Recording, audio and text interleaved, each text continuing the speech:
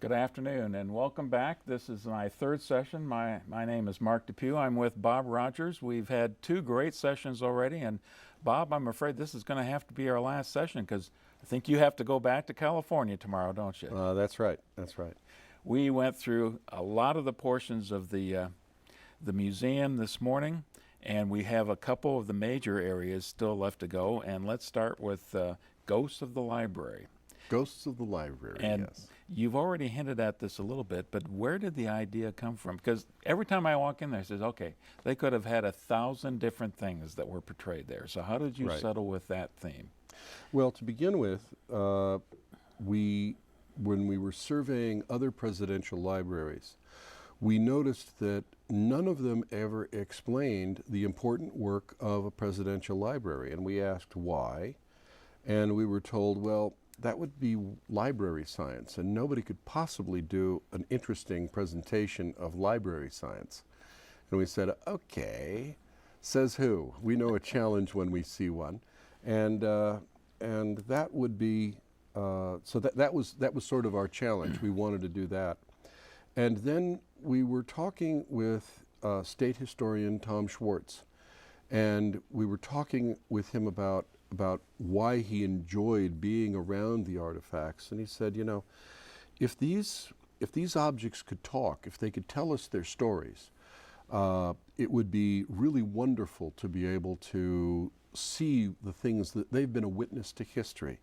And so that kind of gave us this idea, what if the objects could talk? What if they were somehow endowed with some measure of the personality of the people who owned them? And they do. They do have that, a little bit of that personality. You can kind of learn about people by looking at their objects, with their handwriting, with other things. So people that like being around those old objects will tell you that they have a better feel for the people because they have these things. So these things are like messengers through time. They've come to us, we still have them. The ability, for example, with Mary Lincoln's music box, to be able to listen and know that I'm hearing some of the same exact music that Mary Lincoln heard over and over again as she played and replayed this music box. And then Tom told us something funny about the music box. He says, we're not quite sure what it is, but there's some kind of flaw or something in the way that the music box was made or the way it's aged, and there's this strange mumbling whisper that's in there in the music. And some people say it's the ghost of Mary trying to talk to us. At which point we were sold. We were done. We just had to do the Ghosts of the Library. The Ghosts of the Library also gave us a chance to ask the taboo question, which is, or raise the taboo question, which at one point our curator, whose name is Thomas, is talking to us at the beginning of the show, and he says, he's explaining what a presidential library does, and then he says, but some people say, why save all this stuff? Isn't history just a lot of dull, useless names and dates that you have to memorize to get through school? At which point every teacher in the audience is going, oh boy, I made a big mistake bringing my students here. And every student out there is going, well, yeah, that's kind of what I'm thinking, but surprised to hear you raise this question. And then we, in the end, get out of it.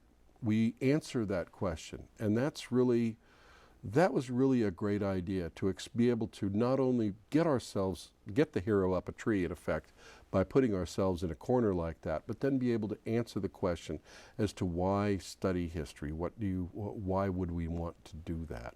And that's really that. So it seemed to fill a very, very important void and serve a very important purpose. And besides which, that's one of the other cliches about Lincoln, that somehow his ghost haunts the White House, and that other presidents have reported seeing his ghost, et cetera, et cetera. I think that's a lot of mythology, but it's out there, and it's part of the cliche mythologies that surrounds Lincoln. So wouldn't it be great to deliver Lincoln's ghost? Wouldn't that be fun? Will that help to a ghost story? Wouldn't that help to draw people once again into a further interest, not just in Abraham Lincoln, but in history? Now, you might not want to go there, but the technology in that particular exhibit is amazing. And almost everybody walks out and says, how did they do that? Was that guy up there real? And I don't know how much you're willing to divulge, but if you can at least kind of pique our curiosity on it, I'd appreciate it. It's magic. It's magic. It's magic. And actually, when you raised the subject, I was hoping you would be able to tell me how it works. Okay, I think I got my answer there. No, it's by a strange coincidence, some parts of what we're doing there were inventions that date back to during Lincoln's lifetime. Some parts of it. Well, it certainly makes a strong impact. People remember that, and that's one of the areas that they remember a week, 2 weeks, maybe a year, a few years down the road as well, the impact that had in seeing it. So, well, the illusion of the ghosts in the Ghosts of the Library, the illusion is probably keeping people interested for about 3 minutes. And after that, after the first 3 minutes, you'd better have a story. You'd better have something going. So I think we're particularly proud that it isn't just a magic show. It's a very heartfelt story, and the surprise at the end, and I think most of the people who are viewing this know that the surprise at the end is that it turns out that what you thought was your contemporary curator turns out to be the ghost of a Civil War soldier who hangs out here because he believes that as long as his story is told, then his experience is also our experience, and that he lives on through us, and that we meanwhile also have the experience and the knowledge that comes from having not just lived our own lives, but from also having lived his life as well. And there's also a huge patriotic aspect to this, because this is a soldier who lost his life while carrying his flag into battle. And as he puts it, he said, I didn't come back, but we still have the flag. And this is for veterans, especially veterans who've experienced combat, or anyone who has lost someone who was in a war. This is tremendously heartfelt, and these are very, very deep, sincere emotions that we're sharing with the public in a way that gives you a lump in your throat, a tear in your eye, and really helps to make you connected to the life and times of Abraham Lincoln, and also to the study of history. And anybody who's read any kind of Civil War military history knows the incredible importance of those battle flags, and as you said, the evocative power of them as well. So it's just incredible. Okay. Well, it's not just a battle flag. The battle flag of, I believe it's the 33rd Illinois Regiment, was also the American flag. So it's not just for an Illinois regiment, it's for everyone in the United States. One of the questions that I assume that the entire team, was wrestling with early on is flow, and how to time the flow through each one of the journeys to make everything work. And I understand that initially there were tickets that were issued with specific times for both of the theater presentations. Were you involved with that discussion? They've tried it a number of different ways. I think that the thing that you might want to understand about capacity, and it's usually misunderstood, a lot of people think capacity is how many seats are there in the theater. And that is not capacity. That we would call that instant capacity. The true capacity is not a standing quantity, but rather a flow rate. It's not seats, it's seats per hour. How many people can we accommodate? Because given the projected annual attendance of the overall museum, you can use metrics to try to figure out exactly how many people will be there on your design day. That is the day that you're designing it for. You'll have some percentage of your days that you'll be busier than your design day, and that's a good day not to come, long lines. And then, but a lot of your days will be less busy. So, but on that design day, what capacity do you need to offer? How many shows per hour do you need to give in order to keep everybody reasonably happy? And so that seats per hour becomes extremely important. A lot of museums fail that test. This one has pretty good capacity, enough to handle the peak flow days. So they've tried a number of different things. But for the most part, I think they've gone to a fairly free flow. They just give a schedule, and people work it out. Yeah, that's certainly what they have today. And I was surprised when I heard initially it was set up differently. The next one, Lincoln's Eyes, and there's quite a bit to talk about in Lincoln's Eyes as well. What was we talked objective yesterday. What was the specific objective of that important theater presentation that the visitor would have? Well, the most important thing there is to give you an overview of Lincoln's life that helps to put everything else you're going to see into context. When I send my own friends to the library, I give them a list of what to see in what order. And it's always to go first to the Union Theater and see Lincoln's Eyes for an overview, and then to do Journey 1, and then Journey 2, and then Treasures, and finally Ghosts. That's generally the sequence that I always suggest. Lincoln's Eyes, like the plaza itself, Lincoln's Eyes begins with the cliches, and then we take the cliches apart and contradict many of them, and that's important. We chose an artist as our host because the artist's point of view, he's just studying Lincoln because he's had a commission to do a portrait. And so he's studying Lincoln for the first time, and he therefore has our same point of view. It's not the point of view of a scholar, it's a point of view from somebody that's not too different from the people in the audience. So his points of view relate to theirs. And so as he takes us through, he can be amazed and interested in some of the discoveries he's made along the way. It just makes it much more personable.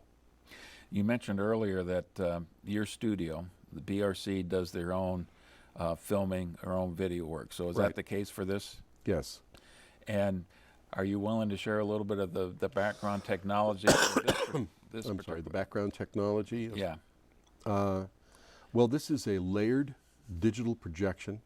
There are different scenics and projection screens that come down and go up. There is a full flyloft. Flyloft is that part of the theater behind and above the proscenium where the scenes, when the curtain rises up, that's where it goes. So a full flyloft on the main stage, but there's also a full flyloft on either side, so that you wind up with this ability for things to come in, go out. It's like 3 theaters in one theater. Very amazing. And some of the things that you see are dimensional sets that come in or go out. Some of them are different projection surfaces, and then they're across the front of the thing. There's a scrim, like a material that you can see through, but you can project on it also. And our actor, the person who plays the part of the artist, our artist host, his image is projected onto that, and for a lot of people it really does look like there's a live actor on stage. He's just a projected movie, but he's projected in a way that makes him look like he's a live actor on stage, which is really kind of fun.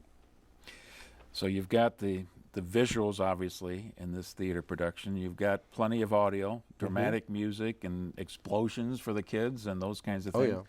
But the sensory part of this experience doesn't stop with that, does it? No, we've got some clever a clever device underneath every seat, and pardon me, this is a little crude, but the actual brand name of the device is Butt Kicker. And it gets a pulse from our sound system, and it will jolt all of the seats, and therefore you'll feel an artillery concussion, or there's a point at which Lincoln gets kicked in the head by a horse, and when he's only 9 years old, I think it is, and we jolt all the seats then, and that's when the audience suddenly realizes they're in for more than just a passive theater show. There are also, during the Civil War section, there are cannons that shoot cannon smoke rings out into the audience. And if you sit close enough, you can put your hand up, you can actually feel them go past you. That's kind of fun. And those smoke rings do go right out into the audience. That's nice. Was this one of the locations where you were toying around with the notion of having scents that people could experience as well, smells? Hard to do scents in a theater because the hard part is clearing the scent once you've pumped it out there. You can do a scent standing in one place. For example, if you've ever been to a Mrs. Fields cookie store or something like that, they will be pumping out the smell of fresh baked cookies, even though they aren't baking any cookies on site. Or a lot of high-end stores that are selling linen and bedding will put a scent of linen and lemon into the store, and that'll sort of make everything seem that much fresher and nicer. But that's where you're putting one scent into one aromascape in one place. And that's easier to do than trying to change them out from one scene to the other. Now, you can confirm or deny a story, a legend I've been hearing about the design of the theater operation, that you were actually considering some other kinds of experiences while people were sitting in the seats. Something to do with bugs scurrying across people's feet? Oh, yes, absolutely. Absolutely. There was... Once again, you have to go back and admire the wisdom and the leadership of Julie Cellini, who allowed us to do many, many crazy things that had never been done before in museums, and they came off very well. But there was a scene in one of the versions of the show that would eventually become Lincoln's Eyes. An early version was I Knew Lincoln, and in it a host was walking around in a sort of a black limbo set and addressing portraits that were on the wall of various people from Lincoln's life. And as he would address them, they would come to life and begin talking. And there was a point at which Herndon, Lincoln's law partner, came to life, only his portrait unfolded into a gigantic, like the side of a circus wagon or a medicine show. And he's talking about the relationship with Anne Rutledge, and he holds up his book, Life of Lincoln, and he says, yes, all the lurid details are right here in Life of Lincoln. Mention my name at the bookstore and get 10% off. And we really were going to have copies of the book at the bookstore, and if you mentioned his name, you'd get 10% off. We really were going to do that. And the host says very naively, oh, you knew Lincoln? Yes, you bet. I'm Henry Herndon. I'm his law partner. And this is, oh, really? You knew him well? Knew him well? Why, he and I shared a bed together when we were on the road with the Ninth Circuit. What? You and Mr. Lincoln? I had no idea. Yeah, it was me and him and 6 other guys all in the same bed. Wow, 8 people in a bed. How did you do that? Well, the first thing you had to do was you had to fight off the other 12 guys sleeping on the floor. Oh, the crowding must have been terrible. Well, the crowding wasn't as bad as the bed bugs. Bed bugs? Yeah, big, mean Chicago bed bugs. Mean as tarantulas, and if they bit you, oh, I have a jar of them. Well, I had a jar of them. They got out someplace. You don't suppose they got into the audience, do you? Gosh, I hope not, because if they bite you, and at this point the music swells up, and then this clever little device in the seat back of every seat. If we'd done that, we would have caused involuntary urination. So or anyway, cleared the theater or something. And Julie was very, very nice about it. She says, that's very funny, that's very clever, that's a lot of fun.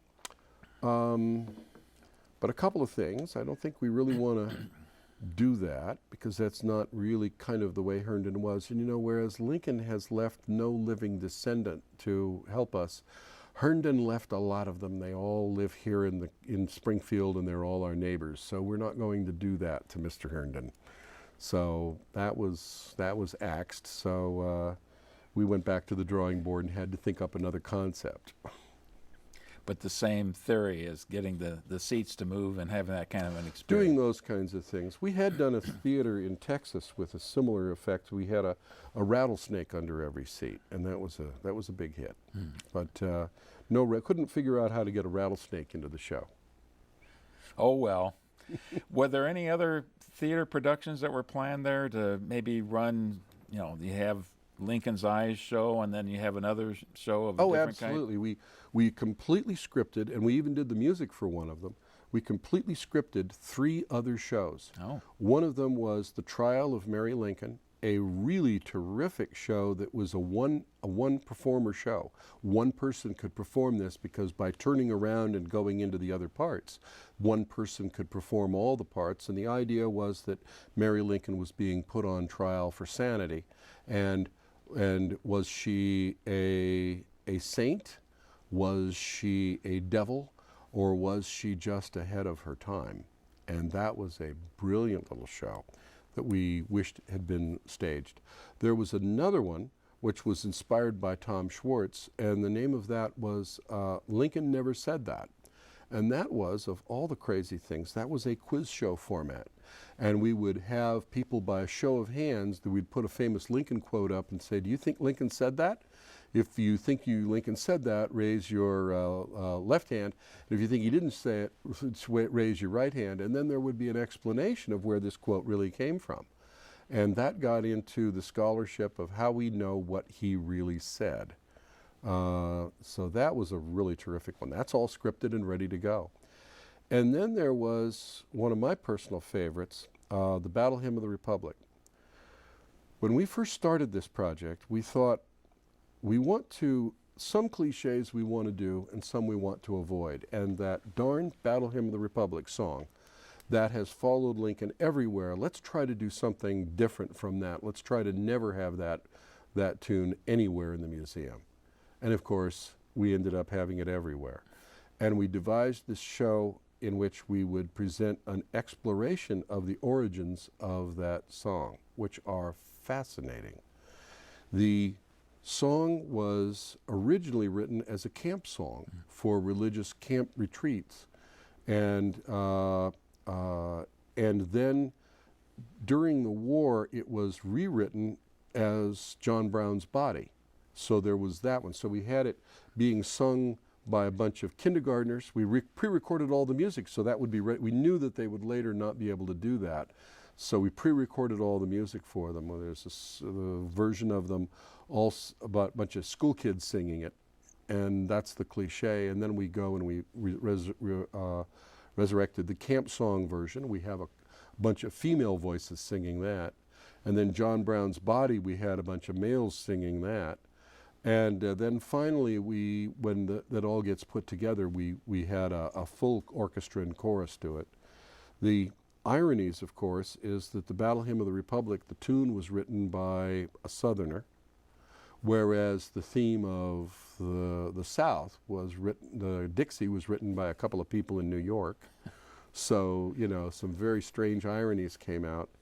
And I loved the end of it, which, where the guy said, you know, and what song, you know, do you suppose Lincoln heard this? Yes. Do you suppose it was his favorite song? No, probably not. In fact, there's good evidence to suggest that Lincoln's favorite song was Dixie. And then Dixie plays, that's our exit music. A marvelous little show.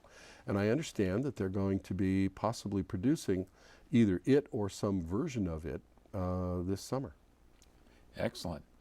Have to talk to Phil Funkenbush about that. So there's 3 that are either in the can or very close to that stage that could be... They're scripted, they're ready to go. They passed original scholarly review, that kind of thing. There's some other things about Lincoln's Eyes that are interesting and worth mentioning, because there, once again, you have... We were accused of bad scholarship by a major newspaper known for its excellent scholarship, but they hadn't done their own homework and they had their facts wrong. Interesting irony to have your facts wrong accusing us of bad scholarship. You're deliberately leaving the name of the newspaper out of this. Yeah, you know, they got a lot of pages to fill every single day, and I don't really want to they got a lot of ink to use. I don't really want to pick a fight with anybody, but they goofed, and they're very unlike them, because normally they're known for excellent scholarship. But they came up with the idea that John Wilkes Booth did not say, after assassinating Lincoln, he did not say, soon vengeance will be mine. He said, sic semper tyrannis, thus always to tyrants. And of course, the point where Lincoln is shot in the show, everything just goes black and silent.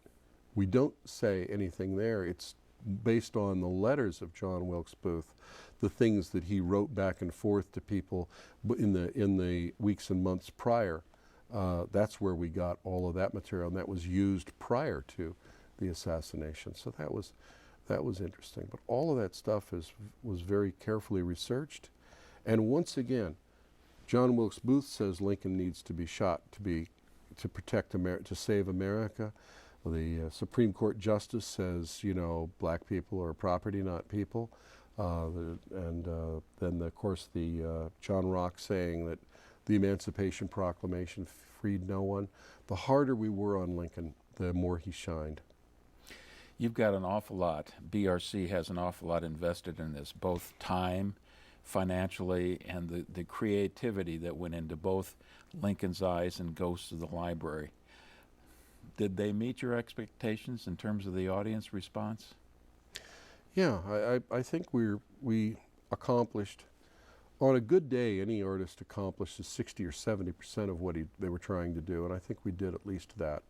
But it's our job to always want more. We're never satisfied. We are, if you'd been here in the last weeks before opening, what you would have seen is people trying to push us out of here so that they could run the shows, because we were always trying to make one more thing a little better, one more thing a little better, one more thing a little better. And then finally we had to be pried loose from the project and thrown out the front door. We're just about done with our tour, but there's a couple more places to talk about, and one of them is Mrs. Lincoln's Attic. Oh yeah. A very different kind of objective for that room. Yeah, this was a place that we just wanted people to be, young people especially, to have a tactile experience with history, to be able to just get in and play. Anything you can do that causes people to project or be able to imagine themselves into history, whether you're setting up, the loss of a child, that would be awful. Whether you're doing it on a pure emotional basis, or in this case, the ability to try on an outfit, or pretend play like you're cooking, or play in the dollhouse. Any of those things are helpful in trying to cause people to project themselves into the historical situation. The dollhouse was probably my favorite item in there. The dollhouse reminded me of a dollhouse that my great-grandfather had made for my grandmother that got passed down to, not to me, but to another part of the family. And it had been made out of an orange crate or something, and it was something that I had always remembered fondly from my childhood. And so the idea of doing one of the Lincoln home, that seemed like a natural idea. All during the making, we were very worried about whether the kids how they would play with it, and whether or not, of course, they would destroy it. And boy, can kids destroy things when you give it to them. So we worked very, very hard to make it as destruction resistant as possible, and still we fell short. The crowning moment, though, came when we delivered it and installed it, and Julie was still worried about whether it was too fragile, and I am not a small person, I crawled up on top of the thing and sat on top of it. And she's saying, get off, it's going to collapse. No, we made this as strong as we possibly could. We were also really wondering whether it would be just the little girls that played with it, or whether the boys would play with it also. So right after it opened, we kind of peeked in there, and there was a boy playing with the dollhouse. And we thought, this is great, this is terrific. It does work for, across the genders. And we kind of walked up behind him to see what he had found interesting about the dollhouse. And he was holding the figure of Abraham Lincoln in one hand, and the figure of son Robert, who's quite tall, almost a young adult, in the other hand. He didn't know who Robert was. And he was going, hello, Mr. Lincoln, I'm John Wilkes Booth. So, I guess he found his own meaning in the dollhouse, but boys will be boys, I guess. I guess so. I don't know, but that was fun. A real surprise, also in the kids area, is we had made the period costumes that kids could try on for a certain size, and we found that when people are having a good time, they all become children, and people of all sizes wanted to try on those costumes. That was a bit of a surprise. Big adults, college football players wanted to try on some of those costumes, and it was, they were tearing them apart, trying to get into them. But that was interesting. It's when an experience is really working, everybody wants to be interactive and become part of it. Now we get to the point where it's finally time, after a great day in the museum, that people are ready to leave, and they end up going through the gift shop. And my guess is that was very deliberate, that it was Oh, placed there. absolutely. And we really lucked out. The people that run the gift shop have just done a marvelous job. From day one, they did really well. The gift shop is our report card. You can never mind focus groups, never mind surveys. Don't pay any attention to what people say.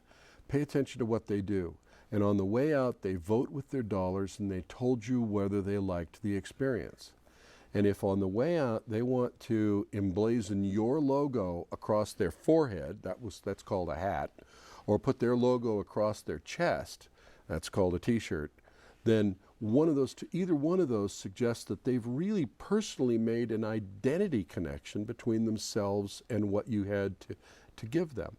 And if beyond that, if they also buy a book, that is absolutely the best possible indication that you really connected them with the material, connected the heart of the visitor with the heart of your subject. That's really great. And the people that run the bookshop have just done a marvelous job of doing it. Have you gotten any feedback on how well the museum has done in that respect? How well the book sales have been? And we were getting figures and statistics for about the first 6 years, and they were constantly substantially over the projected sales per person and over the projected total sales, both measures, which is very, very important. So that was very good. And we heard that in the first year, in books alone, they sold $600,000 worth of books. $600,000 worth of history books in little old Springfield, Illinois. Hooray, Springfield. Well done. and plenty of those authors are very thankful and grateful themselves, I'm sure. Absolutely true. But that's not the last thing, of course. The last thing is that display we call the Gateway, which hopefully just as they're on their way out to their car, we manage to send them off to another location, history-related location within Springfield, so that they can extend their visit, extend their interest, extend the experience, and also extend their time in the central Illinois region, spend just a little bit more money, and get a little bit more value out of their history visit. Well, after all, they haven't rubbed Lincoln's nose yet at Lincoln's Tomb. Absolutely right. Absolutely right. We were worried, by the way, that everybody would think they had to rub the nose of the figures in the library. Oh. But fortunately, that they didn't make that connection, so we lucked out on that. Well, hopefully they don't get that idea from watching this. Hopefully not. We didn't talk about the temporary exhibit. Were you involved with the discussions about the kinds of exhibits that should be there for a temporary basis? Yes, absolutely. And it's just very clear. You have two markets that you're selling to. One is the resident market. Those are the people that are living within 50 miles. That's one very distinct group that's very different from the people living outside. So you call the people outside 50 miles or some other arbitrary number about that number of miles. You say those people outside, those are tourists, and the people living inside, those are your resident market, your tourist market, and they behave very differently. The tourist market is the different people every year. So you don't have to change what you're offering. You just want to offer the classic, best possible thing to them, and then you don't have to change it because those are different people coming through each year. But the resident market, those are the same people.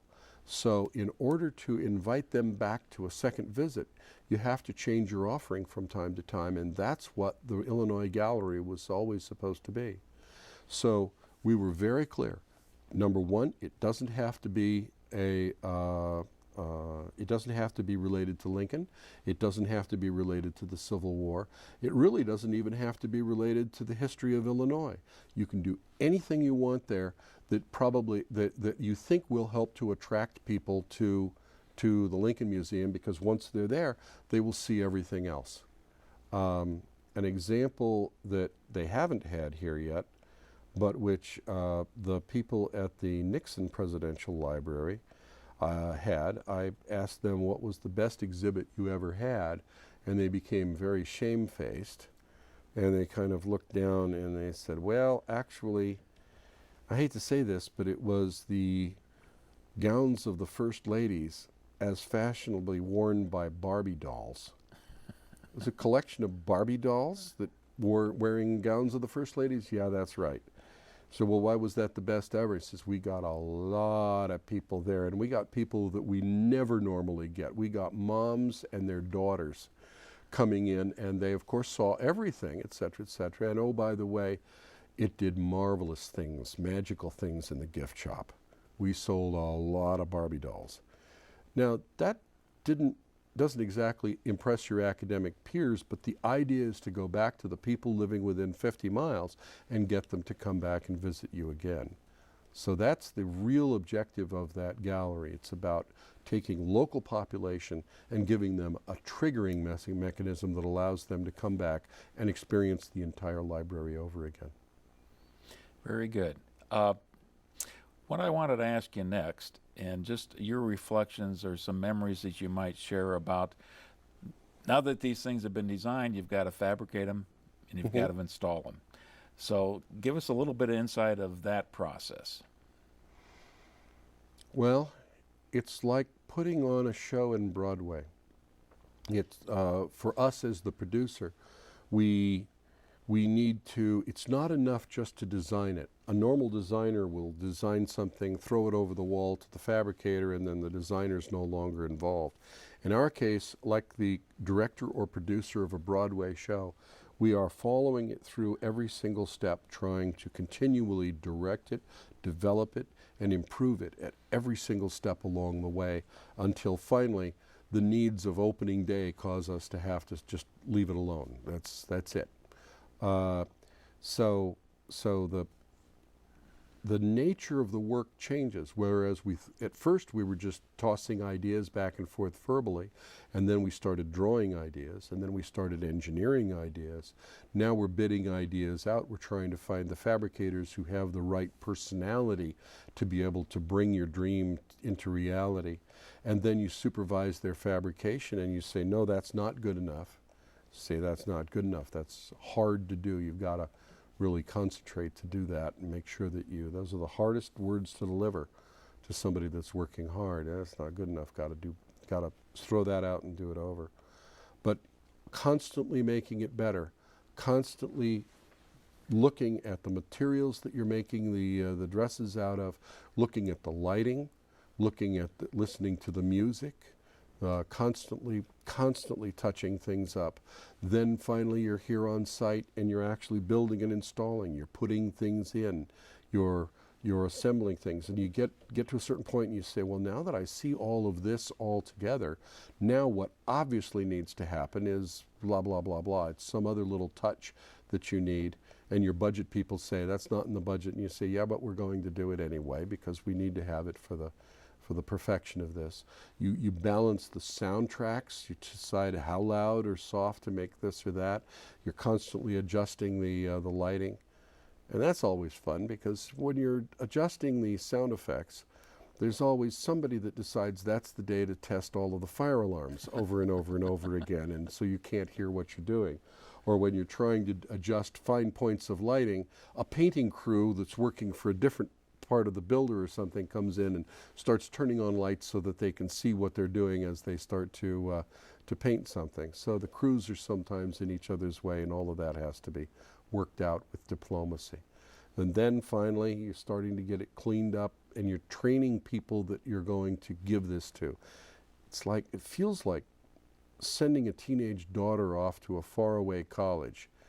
The daughter's ready to go, but you're just trying to protect her as much as you possibly can. But ultimately, you have to turn it over to the people that are going to operate it, and you have to let it go. And at that point, you're done. Well, this is a good place then to talk about the staffing, because I'm sure that you were involved with recommended staffing levels to make all Yeah. of this work. And what was the initial figure that that was being thrown around? Well, we commissioned 2 different companies that do operational planning. Very professional companies that do operational planning for museums and aquariums and theme parks even, but mainly museums and aquariums and some art galleries. And they did independent studies, and they came up with numbers both in about the same range. One of them came up with the idea that the museum would require 185 full-time equivalencies, the other one about 179 or 80, Now, as I recall. just the museum or the museum Just and the museum. Just the museum. And this is because, unlike a traditional museum, which might be a lot of objects in glass boxes, in that case, you can have one security guard maybe for every 5,000 square feet, something like that, and your maintenance involves somebody with a roll of paper towels doing, Windexing and cleaning down the outside of the glass cases and things like that. So it's very, very much lower tech in terms of its operation and in terms of its technical maintenance. But in this case, we've got holovision ghost shows, we've got elaborate multiple projector digital theaters with multiple screens at different levels. We've got theater technology that's totally automated. By the way, the Lincoln's Eyes, during the operating day, the host or hostess pushes a start button and everything happens automatically. There's nobody running that thing from a booth. It all is automatic, and it gets to the end of the show and it resets everything back to where it needs to be to start the next one. And nobody has to push another button until it's time to start the next show. That's very sophisticated technology. You have to have people who know what they're doing running it. You have to have good operators helping people in and out of theaters. So it takes more than a normal museum. At that point, the first director, Richard, who wasn't used to running that sophisticated of a museum, looked at the 180 number and said, "Oh, that's ridiculous. I can do this with 120." And cut it from 180 to 120 without reading either of the reports and understanding what the thought was behind that. And then came a bunch of big-time state budget cuts. So they took it from 120 gradually in a series of budget attacks. It went down to 85. And if I understand correctly, it's now down about 60 full-time equivalencies.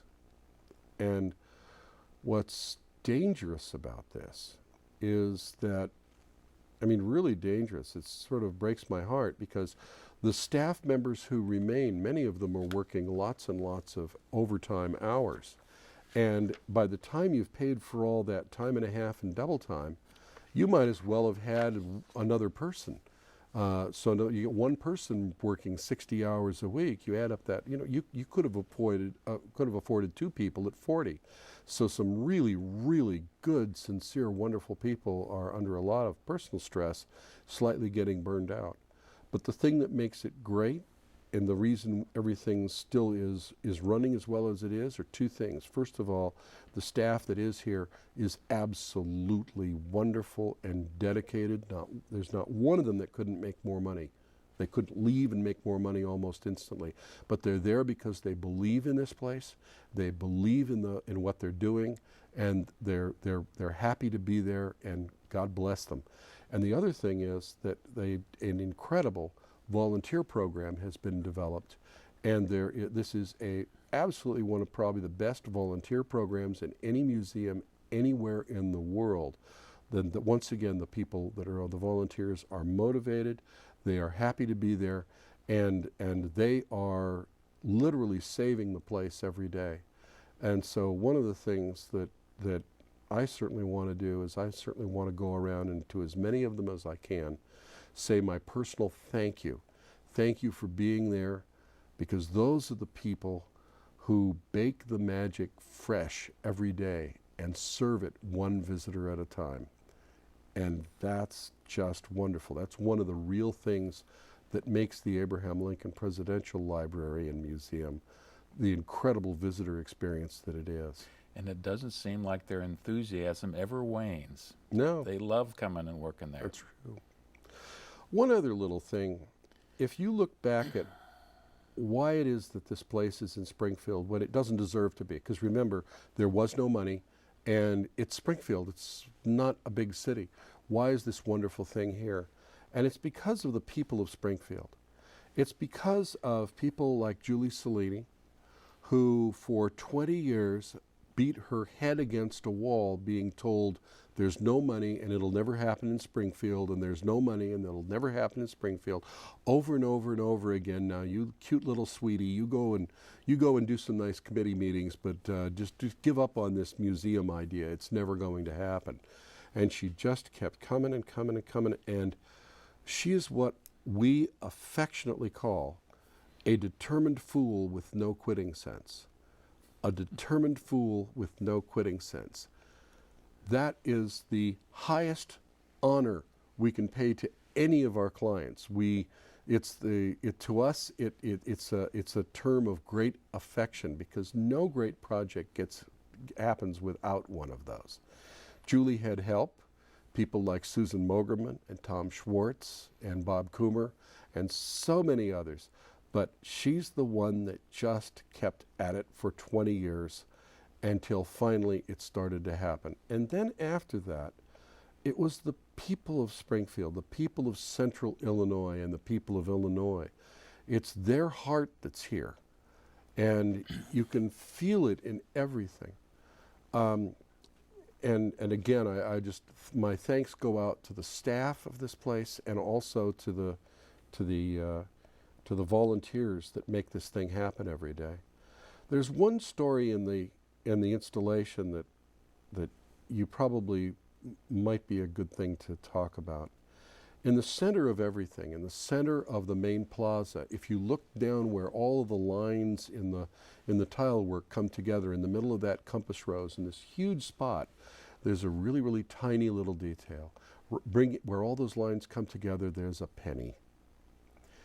And I would love to tell you that as the designers that was our idea, but it wasn't. That wasn't our idea. And the architect would probably love to tell you that it was their idea, but it wasn't. And the builder would probably love to tell you that it was the builder's idea, but it wasn't.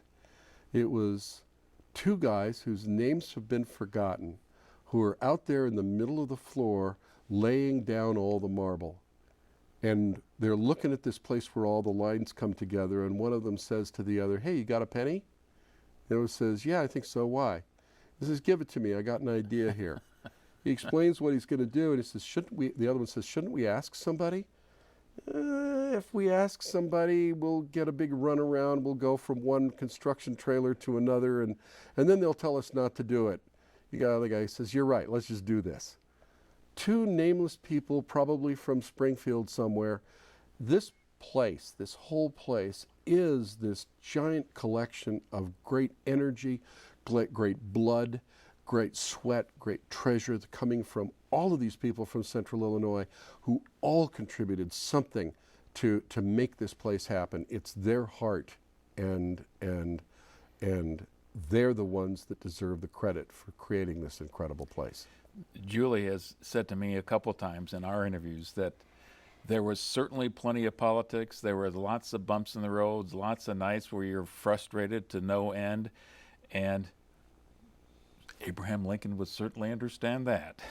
Absolutely, absolutely right. She had many a night where she'd once again had all of her worked up some strategy for getting this thing paid for and done, and then had somebody come and punch her in the stomach and knock her legs out from underneath her and tell her, "Oh, that's destroyed now, that'll never happen." And then she would just go home, have a nice glass of white Italian wine, cry herself to sleep, and the next morning pour a really dark, strong cup of black coffee and say, "Okay, now what am I going to try?" The determined fool with no quitting sense. As you've talked about this, I get the feel that it was this rare moment in time, and the moment in time lasting a few years, where you had the right group of people together to bring in the right outside team, the right contractor, the right exhibit designer, the right level of enthusiasm. Would that be a fair assessment? Yes, except to say that it started with Julie. No Julie, no Abraham Lincoln Presidential Library, for sure. Because remember, 20 years of unrequited labor being told she's on a fool's errand. So without her, nothing else happens. Someone asked me the other night, if I had it to do all over again, what would I do differently? And the true answer there is that I would not dare to try to do it again, because so many things went right, so many things went well, that it would be a colossal statement of ego if I said, oh yes, I could do it again and do it even better. No. So many people contributed so much to this, and so many things went right, that I wouldn't dare try to do it over again. And warning for Central Illinois, be careful of this. Be careful of this, because if you run it into the ground by breaking the spirit of the people that are trying to keep it open, if you do that, it won't necessarily be easy to replace. It might be impossible to bring it back. So be careful of this. This is a great treasure that other cities are deeply jealous of, that they would kill to have something like this, that's this nice and this wonderful. You own the combination of the sacred ground where Lincoln walked and worked. You own the great facility that tells its story and makes it all real and contemporary and offers it up to the public. And don't be casual with this. Take care of this place. It needs to be protected and preserved, and because if you lose it, you won't be able to get it back. Well, the first caretaker, if you will, the first executive director that was selected is Richard Norton Smith. I wonder if you have any comments about his selection and the job that he did. His selection, that was a brilliant selection. Richard Norton Smith had the academic credibility to be able to defend the place against any academics who might be inclined to try to take a cheap shot at it. Remember that the Lincoln Scholarship is the snake pit of American historical scholarship. There's more backstabbing, betrayal, and character assassination going on in that field than any other part of historical scholarship. So having him there to defend us from the cheap shot of somebody trying to get their name in the paper was perfect. He was brilliant with the press. He could just spin sound bites off the top of his head. It was terrific. We knew from the start that if he was appointed director, that he wouldn't be long-term, because all you had to do was look at his resume, and he was never one place more than about 2.25 to 3 years. And sure enough, about in that same time period, he moved on. He didn't join us until about a year before opening, and by that time most of the creative decisions for the content had already been made. Nevertheless, he stepped up and he defended all of those decisions as if they'd been his own, and he just did a marvelous job for us. And then he got bored. He's an adrenaline junkie. He needs to be building and opening or doing something that's got a lot more exciting than just operating it, so he moved on. He just came out with a book on Nelson Rockefeller he'd been working on for quite some time. Yep. So he keeps making contributions, and when you watch TV, there he is. Absolutely. The talking head, always talk about presidents, America's past presidents. He is a fountain of sound bites. He is absolutely brilliant. Let's go to the opening day, and I'm sure you were here for the opening day. That was April 19th, 2005 for the museum. The library had opened the year before that, but the museum came 1 year later. What are your memories about that, special memories you have? Well, first, of course, we had President George Bush come and speak. And it's a funny thing for anybody who hasn't experienced it. When the president comes to speak, the first thing that happens is that you totally lose control of your life. We were kicked out of our own museum. We were allowed to walk like 4 blocks away and come in through a back door, and come through a back entrance back behind the other side of the train station. We sat in row about 75, something like that, and we go, hey, wait a minute, this was our museum. So we remember that. We remember that 2 main speakers spoke. One of them was President Bush. The other one was some young black senator from Illinois that I'd never heard of before, but he seemed to be fairly well spoken. He seemed to have some good things, very good things to say, and we wondered why he wasn't running for something better. Others spoke, but that was the main thing. It felt like we'd been kicked out of our own museum, but we got it back the next day. I think it speaks to Abraham Lincoln in terms of the people who were sitting on that Oh, stage yeah. that day. And I just want to read a few of them. President Bush, House Speaker Denny Hastert, of course, from Illinois. Yes. Senators Dermott and Obama, Congressman Ray LaHood, who's now on was on Obama's staff, Governor Rod Blagojevich. Oh, yeah. Oh, well, there's a name that will be remembered for a while, I guess. Lieutenant Governor Pat Quinn, who became governor later. Judy Bartopinka, a name we've mentioned. Yes. Jesse White, who is still our Secretary of State. Jim Edgar, a former governor and a great lover of history. Julie, Richard Norton Smith, and quite a few others up there. Absolutely. And you were nowhere close to the stage, it sounds. Nowhere close to the stage. Nope. We just hired help. We're back about row 60 or something like that. Did you get a chance to have your picture taken with the president? Are you kidding? Absolutely not. We do understand, though, that Richard Norton Smith took the president through some of the exhibits. We'd worked with George Bush before because we had done a very nice special effects theater in the Texas State History Museum, and we did that at a time when George Bush was the governor, and so he was the ceremonial chairman of the museum committee, but he actually showed up at meetings, and he actually had very good, intelligent, smart things to say, and we got ideas from him that became part of that show in Texas. So we'd worked with him before, so he might have been familiar with our work. But we understand that as Richard took him on the guided tour through, that he got as far as the Whispering Gallery, the place with all the twisted picture frames and the evil political cartoons. And Richard couldn't get him to move any further. That he stayed there and he read every word of every single one of them. And you can kind of imagine his wheels turning at that point, thinking perhaps to himself, wow, they were even harder on Abe than they're being on me. Mm-hmm.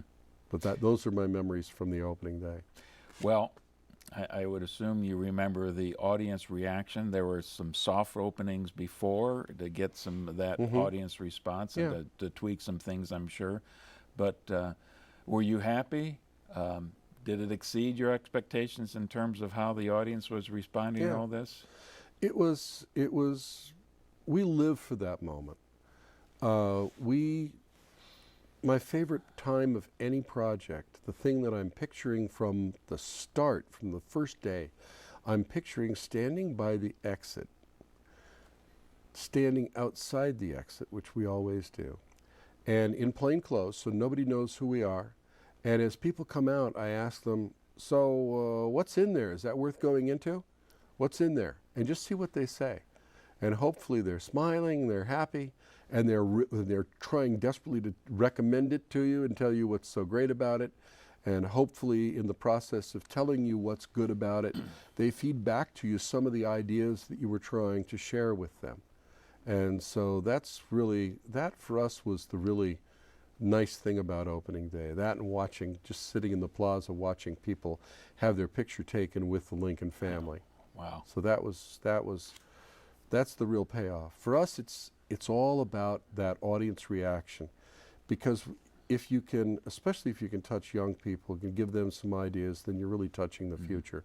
And you're making a real measurable positive difference in the world in a way that brings out the best in people.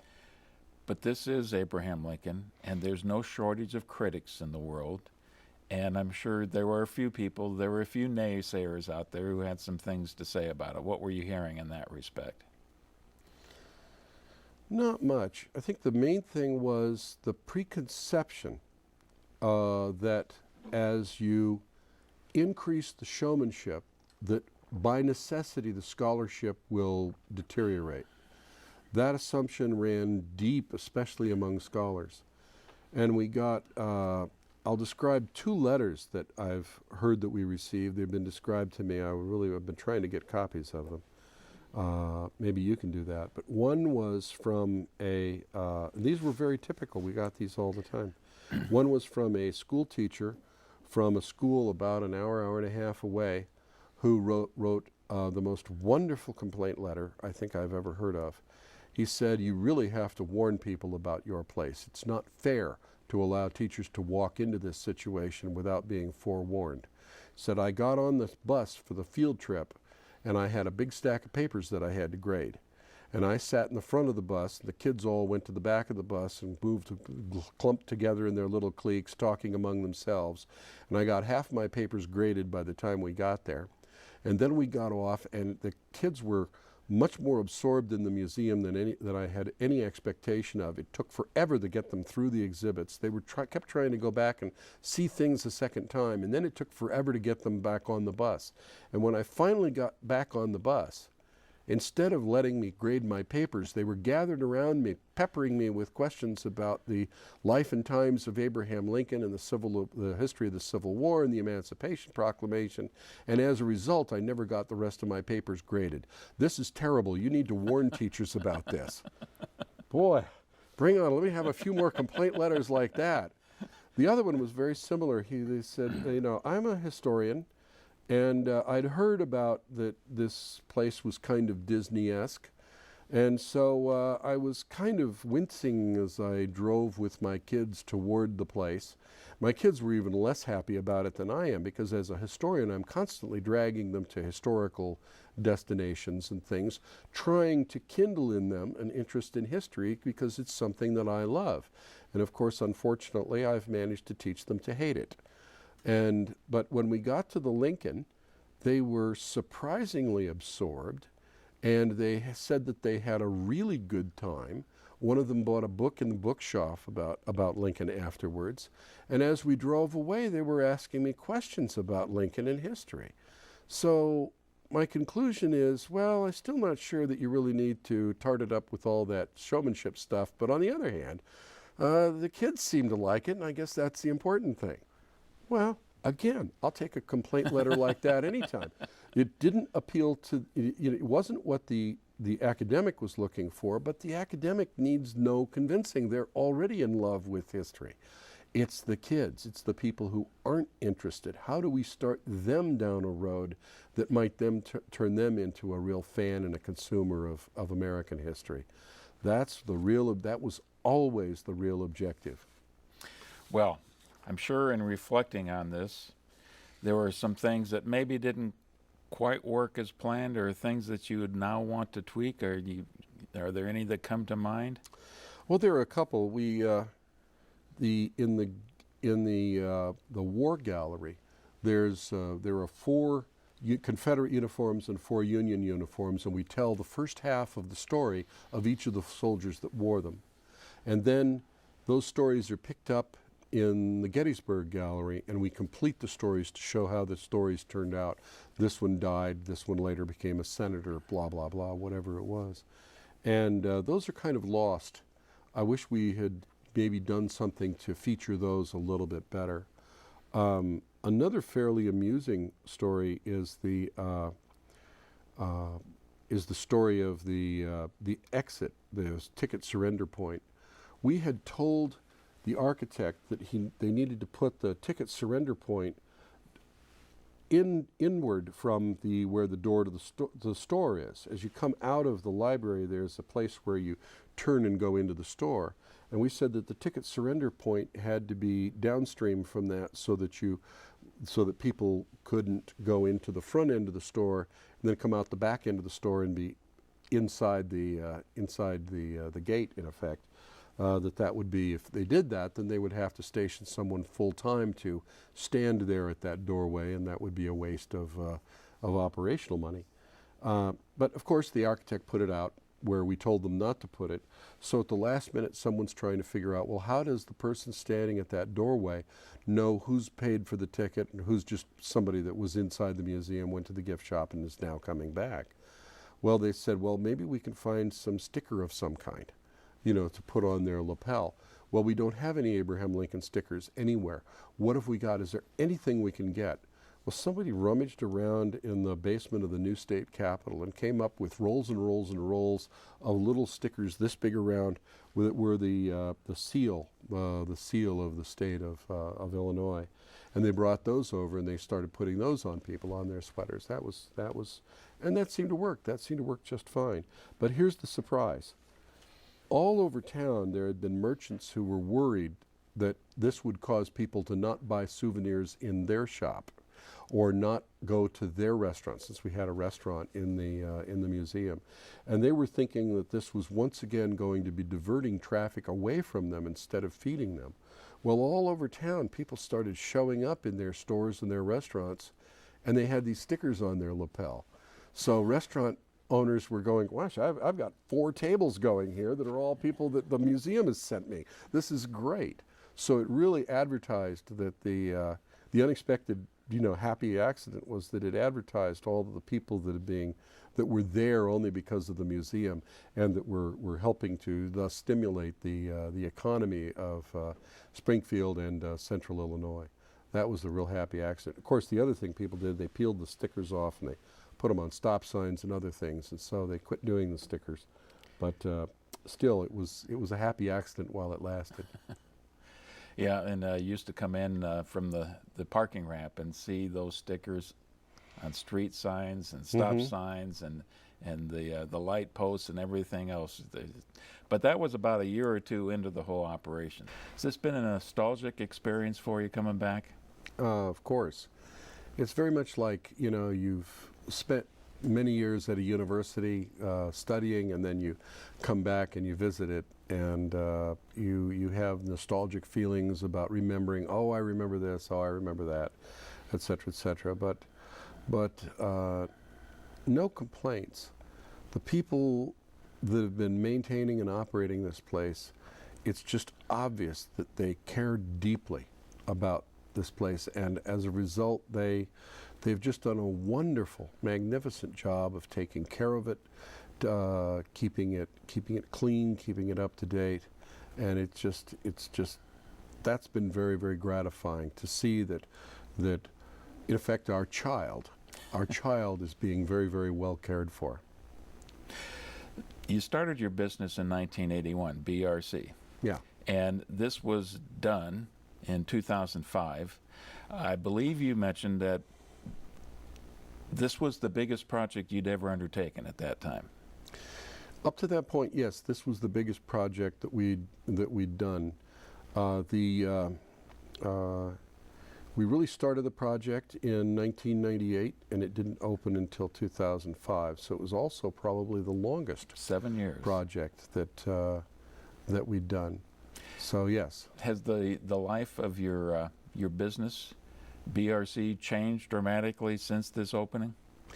Yes. The strange thing is, though, initially, some of the academics criticized us for being Disney-esque.